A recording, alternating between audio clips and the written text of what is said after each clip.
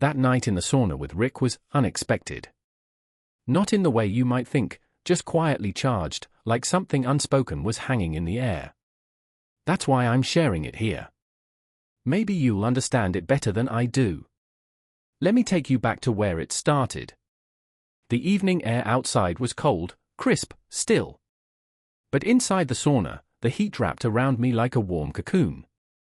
The soft amber glow of the wooden panels, the sharp scent of cedar, and the gentle hiss of steam rising off the stones created the kind of solitude I'd been craving all day. I leaned back against the bench, legs stretched out, letting the heat work its way into my skin. The house was quiet. With my roommate Rick out most of the day, I figured I had the place to myself. That is, until the faint creak of the sauna door cut through the stillness. I opened my eyes just as Rick stepped in. His hair was damp from a shower, and he had a towel slung low around his waist. He looked relaxed, casual, like this was just another Tuesday. "Hey," he said, his voice easy, a little breathy from the temperature shift. "Hope you don't mind me joining. It's freezing out there." I blinked, caught off guard. "Oh, yeah, sure.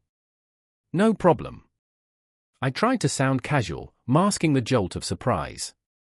I hadn't expected company. Especially not him. He'd gotten back earlier that afternoon, in town for a few days between training sessions. Rick had always been laid back, confident without trying.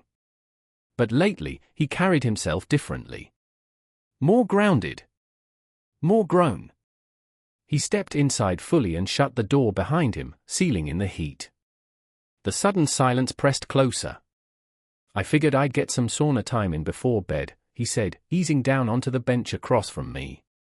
I nodded, adjusting my towel slightly out of habit. "Good call. It really does help you unwind." He let out a low sigh, leaning back against the wall, his eyes closing for a second. "Man, I forgot how good this feels." His chest rose and fell slowly. The silence returned, not awkward, just thick. Full of heat and the occasional drip of water from the ceiling. "You know," Rick said eventually, cracking an eye open, "I used to think saunas were just excuses for guys to sit around and talk about nothing. But this? This actually feels good." I chuckled. "It's more than just sitting. It's like letting go. For a little while, anyway." "Letting go," he repeated, softer this time. "Yeah. That sounds good right about now." His gaze lingered on mine for a second too long. Just enough to make my throat tighten. I looked away, brushing a drop of sweat from my brow. "Rough week?" I asked, trying to ground us. He exhaled hard. "More like a rough couple of months. Training, school, pressure from all sides. Feels like I'm just trying to stay ahead of the next wave." "You've always pushed yourself," I said. "Just don't forget to breathe once in a while." He smiled faintly. "That's what I'm trying to do." For a moment, the sauna felt smaller. The air thicker. Not just from the heat, but from something unspoken. I reached for the ladle and poured another scoop of water over the rocks. Steam rose instantly, curling around us like fog. I could feel his eyes on me again, quiet, observant. The warmth, once just relaxing, now felt almost electric. Rick shifted, leaning forward with his elbows on his knees, towel still wrapped loosely. His voice was quieter now. "It's weird being back here. Feels like the place is the same, but I'm not." I nodded. "Yeah. Coming home can be like that. Like you're stepping into an old life that doesn't quite fit anymore." He stared at the glowing rocks behind the wooden grate. "It's strange. But kind of nice, too." Outside, wind rattled the door slightly, the wooden panels creaking. The sound grounded us, pulling me back into the moment. "You should pour some water on the stones," I offered. "Helps clear your head." He reached for the ladle, and our fingers brushed, just briefly. I didn't flinch, but I felt it. More than I expected. He poured the water slowly. Another wave of steam billowed out, blurring the space between us. "You always know what to say," he said quietly. "It's kind of frustrating, actually." I raised an eyebrow. "Frustrating?" He met my eyes and gave a crooked smile. "Yeah. You always seem so sure of everything." I laughed, shaking my head. "Trust me, I'm just making it up as I go." That got a real smile out of him. He leaned back, finally relaxing into the heat, the silence, the moment. And for a little while, we just sat there. Not talking. Just breathing. Letting go. "Yeah," I said softly. "Makes two of us." The heat pressed against my skin in slow, pulsing waves as I shifted slightly on the wooden bench. But the thick air wasn't just from the steam, something else hung there. Something unspoken. Rick leaned back, his eyes slipping shut for a few seconds. His chest rose and fell in deep, even breaths. The scent of cedar mixed with damp air wrapped around us, close and heavy, making the room feel even smaller, more intimate. Something was building. I glanced at him, studying the way the steam clung to his skin, the way sweat caught the light along his collarbone. He looked peaceful. But I could feel his gaze too, quiet, subtle, watching me from behind closed eyes. He had grown into himself over the last year, physically, emotionally. It was strange seeing him like this, so composed, so present. The shift unsettled me more than I wanted to admit. Rick let out a breath and rolled his shoulders, his eyes opening again and locking with mine. "I missed this," he murmured. "Just having a place to breathe. To not feel like I'm constantly fighting for space." I nodded, feeling something tug in my chest. We all need that. A moment to just exist. No pressure. No expectations. He watched me for a beat longer than he should have, something unreadable flickering behind his eyes. "You always make it sound so simple," he said, voice low. "Like maybe the world isn't as complicated as it feels." I tilted my head slightly, considering his words. Maybe I've just learned to focus on the moments that matter. The rest, it fades. He gave a small, almost tired smile. A bead of sweat traced its way down his temple, vanishing into the damp fabric at his shoulder. A simple movement, but I felt it. I felt everything. Then the air shifted. Rick let out a quiet breath, his fingers tapping the bench beside him, rhythmic, uncertain. "You ever feel like you're standing on the edge of something?" he asked. "Like, you don't know if you should take the next step or just stay where it's safe?" The question hit deeper than I expected. I turned my head toward him. His gaze was steady, searching, not just for an answer, but for something else entirely. "Yeah," I said, quieter now. "Sometimes the hardest part isn't knowing what you want, it's being willing to risk what comes next." He nodded slowly, his jaw working, as if chewing on thoughts too heavy to say aloud. "But what if you do know?" he asked. "What if you know exactly what you want, but you're scared of what it might change?" I swallowed. The weight of his words settled over me like the steam, dense and impossible to ignore. "Then it's not about what you want," I said. "It's about whether you're ready to live with what it might mean." Rick's fingers flexed against his knee. He tilted his head, and for a moment, I could see it, the effort it took just to stay still. "And if you never are?" The question lingered in the space between us. My breath caught before I could stop it. "Then maybe," I said softly, "it's already too late." His lips parted, like he was going to say something, but no words came. Instead, he shifted. His knee brushed against mine. This time, it wasn't incidental. It lingered.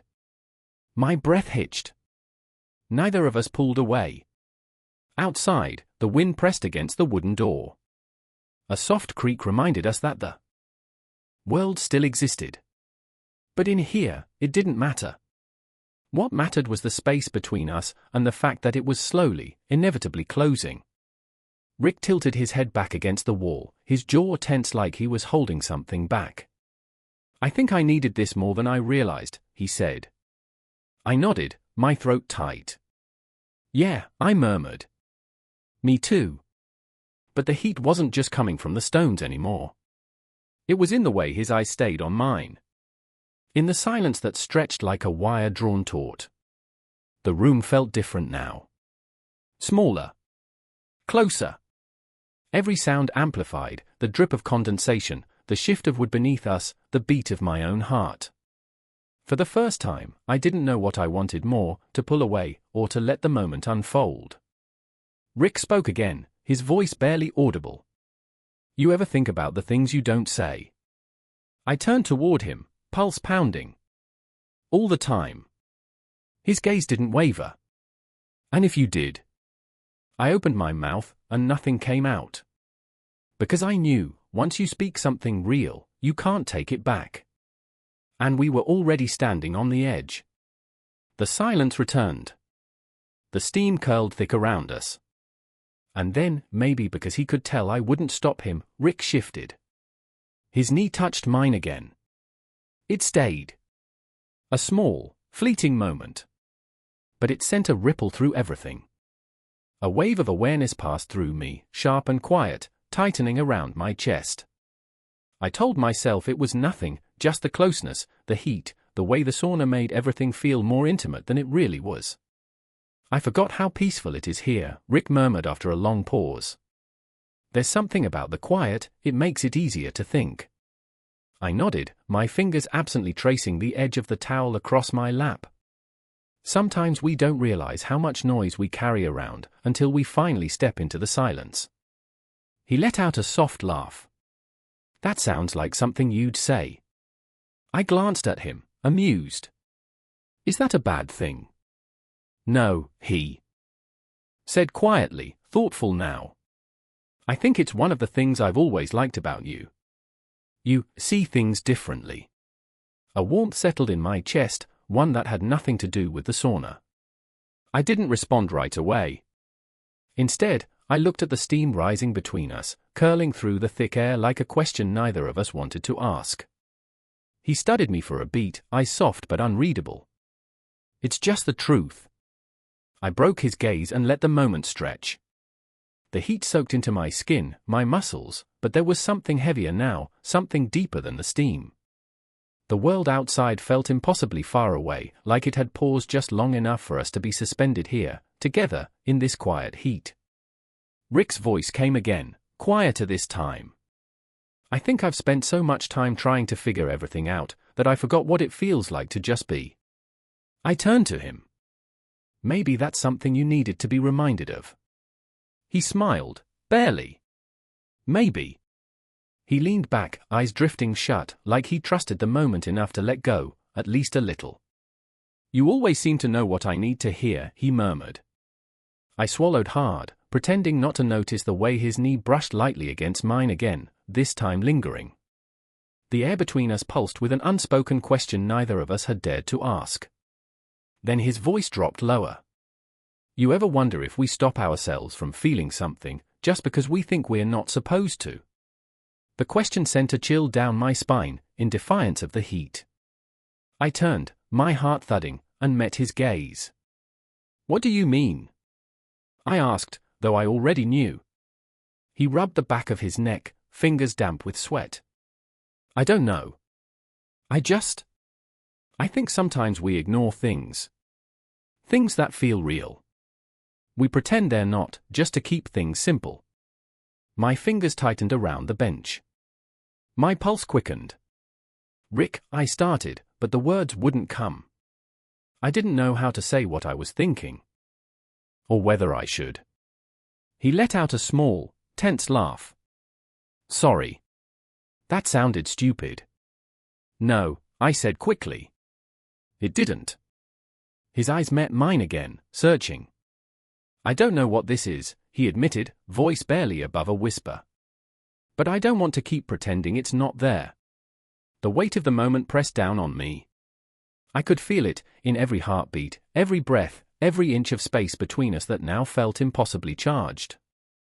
I licked my lips, throat dry. Rick! He leaned forward slightly, not too close, just enough for me to see how serious he was. "Tell me to stop," he said gently. "If this is too much, just say it." But I didn't say it. Because I didn't want him to stop. My silence was its own answer, terrifying and honest. The air between us thickened, not from steam now, but from the weight of everything we had and said. "I feel like I've been waiting for this without realizing it," he whispered. I nodded slowly. "Me too." He looked down, then back up at me. "I don't think I can ignore it anymore." My chest ached with the tension of the moment, with the effort it took to stay still. "I don't think I want to," I admitted. For a long moment, we said nothing. We just sat there, knees barely touching, breath mingling with the steam, hearts thudding in time. And somehow, that silence said more than words ever could. The restraint that had kept us apart all this time finally broke. His breath was uneven, brushing warm across my cheek as he held onto me, like he was afraid I'd slip away if he let go. My skin felt electric beneath his hands, every part of me suddenly, painfully aware of how long I'd been holding back. We didn't speak. We didn't need to. The silence between us said everything. The air was thick, suffocating, heavy, but I couldn't get enough of it. Of him. Of this. My fingers gripped the bench beneath me, grounding myself as I let go in every other way. The intensity of the moment left me spinning, overwhelmed, alive. Like I'd been underwater for years and was finally learning how to breathe again. We stayed close, too close. The world outside the sauna ceased to exist. It was just us now. Suspended in steam and silence and something that had always been there, waiting. When the intensity finally gave way to quiet, not absence, but after, we sat together, our skin slick with sweat, our breathing uneven, sinking like a slow tide coming in. Rick's forehead rested lightly against mine, his hand still on my waist. I could feel the tremble in his fingertips. The vulnerability in his grip. "I don't regret it," he whispered. His voice was so soft I almost thought I imagined it. I swallowed hard, my chest still tight from everything that had just happened, not physically, but emotionally. Everything was different now. I knew it. "Neither do I said. He pulled back slightly, just enough to look at me. His eyes searched mine like he was looking for a sign, a reassurance that this wasn't just heat or impulse, but something real. Something worth holding on to. I lifted a hand and gently brushed my fingers along his jaw, tracing the shape of him like it was the first time I'd seen him clearly. The dampness of his skin, the way he leaned into my touch, it all made my throat tighten. "But," I started. My voice caught. "We can't stay here forever." He nodded, slowly. I felt his fingers press gently into my side, then let go. And just like that, the moment began to recede. Reality crept in like cool air under a closed door, slow and steady and inevitable. We both reached for our towels, more out of instinct than modesty. My body still remembered his closeness, still responded to the memory of it. But I wrapped the fabric tighter, as if it could help me think clearly again. As if it could protect me from what came next. Rick sat back slightly, running a hand through his damp hair. His chest still rose and fell with a shaky rhythm. He looked at me, and not like before, not expectantly, just quietly. Like he didn't know what to say either. I tried to speak, but the words failed me. "Rick," I began again, unsure where the sentence was going. He looked down, then back at me. "I know," he murmured. "We should probably talk about this, right?" I laughed quietly, breathlessly, shaking my head. "Yeah. Probably." But neither of us moved. We stayed in that thick silence, surrounded by the fading warmth of what had just passed between us. The realization of what we'd crossed settled heavy in the air, not with regret, but with gravity. Rick exhaled slowly. His fingers curled into fists on the bench, then relaxed. "I meant what I said," he added, voice low. "I don't regret it." I turned toward him again, watching the way his jaw tensed, the flicker of emotion behind his eyes. There was no shame in his expression. No guilt. Just truth. And that truth undid me all over again. I don't regret it either, I whispered. He let out a breath, a real one this time. Something in him eased. But that didn't mean everything was suddenly clear. It wasn't. If anything, the truth made what came next even harder. I looked away, tightening the towel around my waist. Not to hide, but to shield myself from the weight of the moment. But it doesn't make anything easier, I said.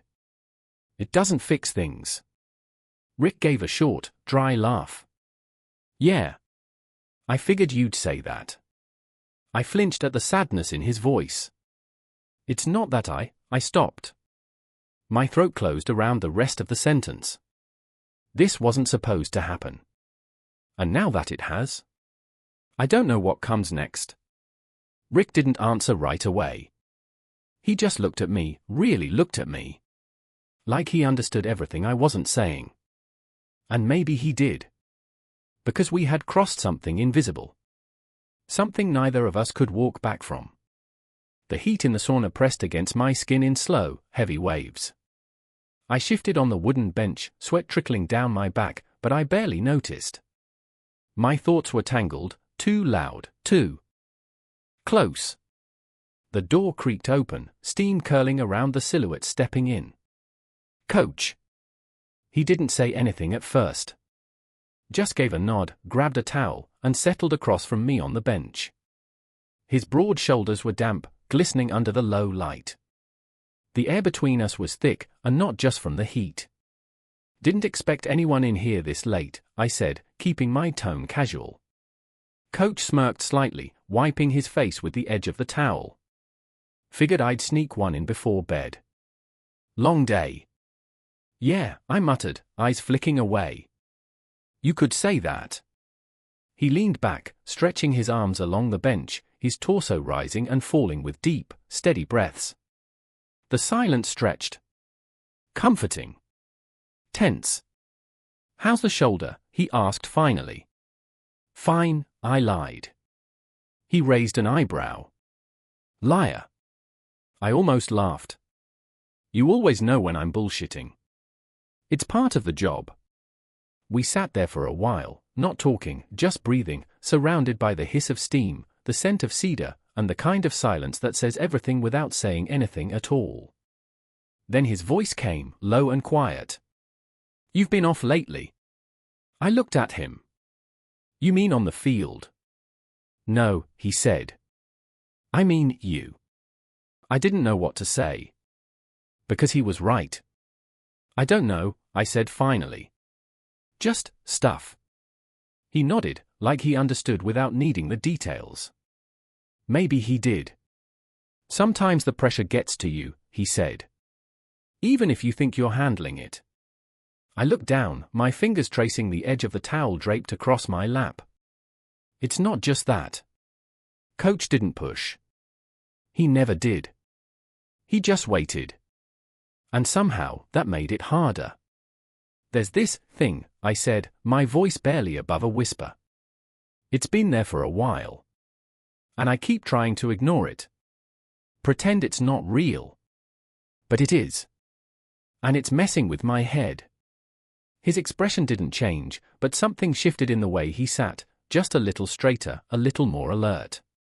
I know what you're talking about. He said after a moment. And you're not the only one who's felt it. I looked up at him, breath catching in my throat. Our eyes met. Held. The silence between us grew dense, not empty, not awkward, just loaded. We shouldn't, I said quietly. No, he agreed. We shouldn't. But neither of us moved. The heat seemed to press in harder now, blurring the edges of everything. I could feel the tension pulsing between us, subtle and overwhelming all at once. His voice was softer this time. But it's there. I swallowed hard. Yeah. It is. He looked down, then back up at me, and this time, there was nothing guarded in his expression.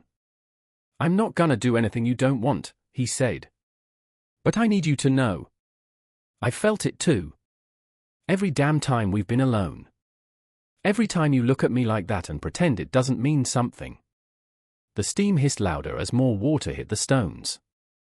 I couldn't breathe, not from the heat, but from the weight of what was finally being said. I don't want to screw up what we have, I whispered. Neither do I, Coach said. But I'm tired of pretending I don't feel it. I didn't know who moved first. Maybe we both did, just slightly, just enough. Our knees brushed, and this time neither of us pulled away. The air between us shimmered with everything unspoken, everything we'd held back for too long. And in that moment, soaked in heat and silence and possibility, I knew nothing was going to be the same.